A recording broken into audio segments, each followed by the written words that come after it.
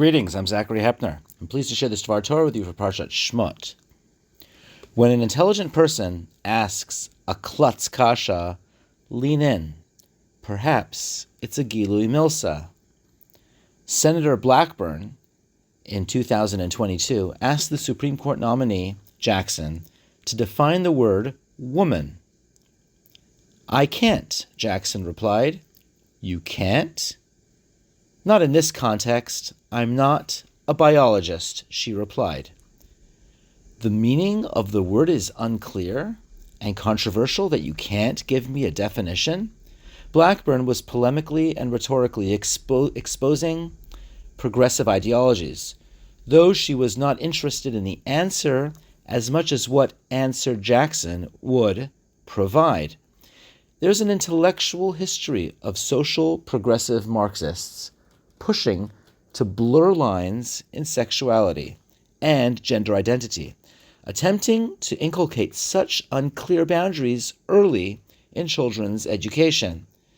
Conservative views are that such an education is in of itself oppressive and harmful towards young minds who are learning to make their own distinctions as part of their natural learning process.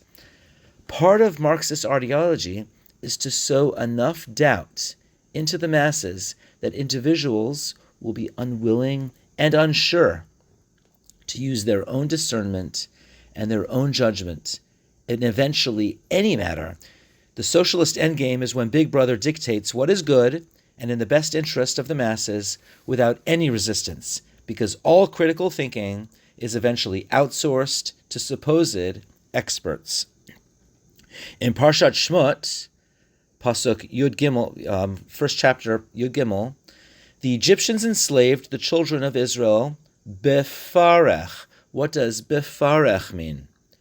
Rabbi Elazar says, with gentle persuasion. That's befei rach. Rabbi Shmuel bar Nachmani says, with crushing cruelty. That's befricha. And then the next pasuk says, they embittered their lives with hard labor, with mortar and bricks, and all kinds of work in the field. All the work with which they worked them befarech. They embittered their lives with hard labor, initially with mortar and bricks, and later with all kinds of work in the field, and ultimately all the work. What is all the work in which they worked them ruthlessly? Rabbi Shmuel bar Nachmani said, in the name of Rabbi Yonatan, it teaches that they would exchange the labor of men for women, and the labor of women for men. The Midrash concludes, Rabbi Avia said, Rabbi Elazar concedes that this is befricha, which is work imposed with crushing cruelty. Rabbi Elazar says, farech is gentle persuasion. Rabbi Shmuel bar Nachmani says it's crushing cruelty. It is physical cruelty that they exchanged the gender roles between the men and the women. But what does the Midrash mean that Rabbi Avia says Rabbi Elazar concedes that this is befricha?